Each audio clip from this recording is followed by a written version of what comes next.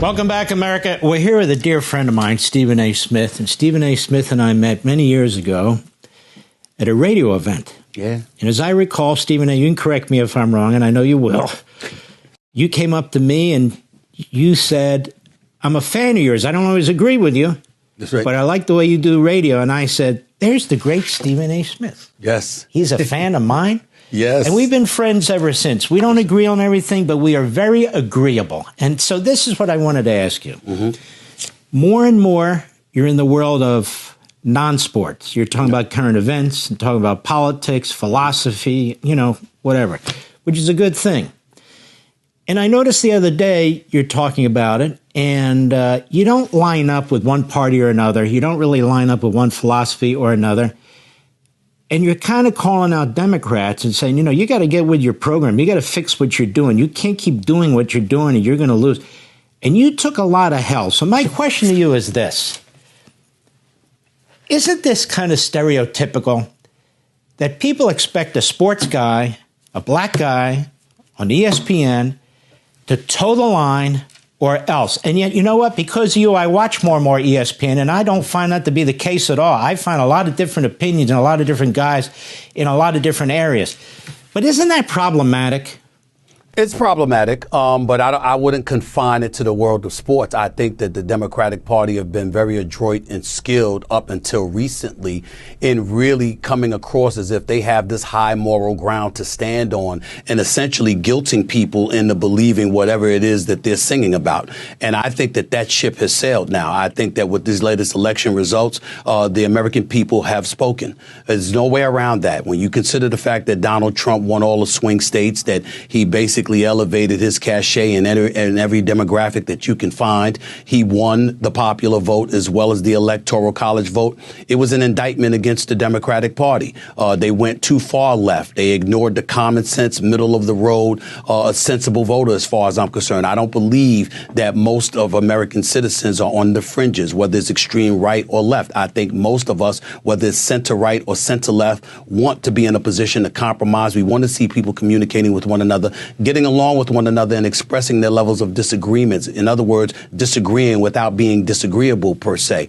And we didn't see that. And as a result, when you engage in demagoguery and fear mongering, and that's your battle cry in order for you to receive votes, the American people said enough of that nonsense. And I'm happy about that. And so the fact that I speak up about that and people attack me, you know me well enough, Mark. Like you said, you and I go back about 20 years now. I could give less than a damn about them attacking me or whatever the case may be. I'm a fair-minded individual. I'm going to call balls and strikes like I see it. And I think that this, just like in 2020, one could argue that folks did not vote for Biden. They voted against Trump.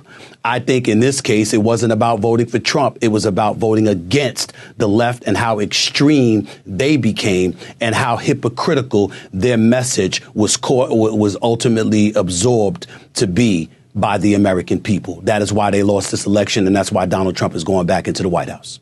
When we come back, my question to you, Stephen A. Smith, is this. You say you probably voted. I think you voted for Kamala Harris. I did. Could you see yourself looking back on this, watching how Trump is conducting himself, watching his views, common sense, he says, that's my philosophy, it's common sense, reaching out to an awful lot of people on the Democrat side, even on the left. Mm-hmm. Could you now see yourself today voting for Donald Trump when we come back? Welcome back, America. Stephen A. Smith. So could you see yourself seeing what you see now? And obviously, Donald Trump can't run for president again, but if he could, under the current circumstances, could you see yourself voting for him? Quite possibly. I'm not going to sit up there and dismiss that anymore. I think we're beyond that. He would have to prove a lot, Mark. And I'm not talking about policy now for a second. Allow me to say this. What concerned me about Donald Trump and the reason I voted against him and voted for Kamala Harris was because I felt that he would be divisive, that he would create chaos because he demands such a level of loyalty and fealty to him. And that would take priority over governing our nation. That was my concern. And so I'm looking for both sides to work across the aisle from one another.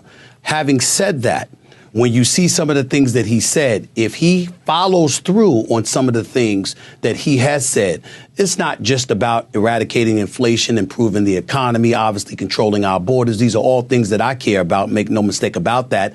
And I certainly would support him in that regard. But it can't be just about fealty to him and loyalty to him. It has to be about getting the job done on behalf of what's in the best interest of the American people, as opposed to yourself, and not engaging in the kind of juvenile tendencies, tweeting all the time and going after people who are really much irrelevant in the grand scheme of things. You do things like that and you show that you're the adult in the room. Yeah.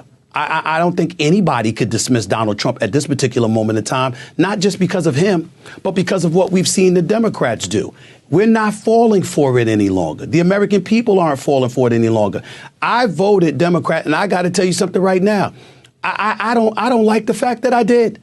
I don't like what I'm seeing. I don't want to hear about, oh, we're about law. We're about a law. Nobody's above the law. Nobody's above the law. But then you go out and you pardon your son and you try to blame everybody else for it. I don't want to hear about defund the police. I don't want to hear about, you know what, there should be open borders. I don't want to hear this stuff. And I don't think most of the American people want to hear that. We're thinking about the state of affairs that's in. We're not about America only, but being about America and prioritizing what's going on in this nation with the desolate and the disenfranchised and everybody else in between, and looking out for the best interest of what it is for America. That is not a crime for an American politician or a commander-in-chief or a senator or a congressional figure to have that mentality. I want them to have that mentality. So I think about things along those lines. And I'm no longer interested in, nor do I believe any of us should be interested in listening to a bunch of fear-mongering to tell us who we shouldn't vote for. Why don't you come up with a plan that tells us why we should vote for you? That's what I'm interested in. And if Donald Trump, J.D. Vance, Byron Donald, Marco Rubio, or the host of other Republican candidates coming down the pike, that's the kind of message that they're going to put forth, I'm down for it. I'm open-minded enough to make sure that I entertain that from a policy perspective. That's what I want for the American people. That's what I want for this nation. That's why we love you, my man. Now, one quick question. I don't have a lot of time left. Sure. You get this all the time. Who's going to win the Super Bowl? Kind of a dumb question, but I like it anyway.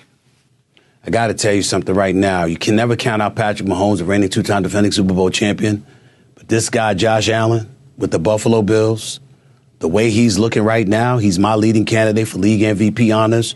He looks absolutely phenomenal. It wouldn't surprise me at all if the Philadelphia Eagles played the Buffalo Bills in the Super Bowl and Josh Allen and the Buffalo Bills ended up winning a Super Bowl championship. The way this kid is looking, he's looking that special. I know. And you know, you've got great quarterbacks everywhere, and he's like the standout of the bunch. It's unbelievable. Stephen A., I love your show on ESPN. I love your other shows that you're doing. I'm glad you're stepping out and you're doing other things. You're a very smart guy. And God bless you, my friend. God bless you. Merry Christmas. Happy holidays to you and yours, buddy. You take care.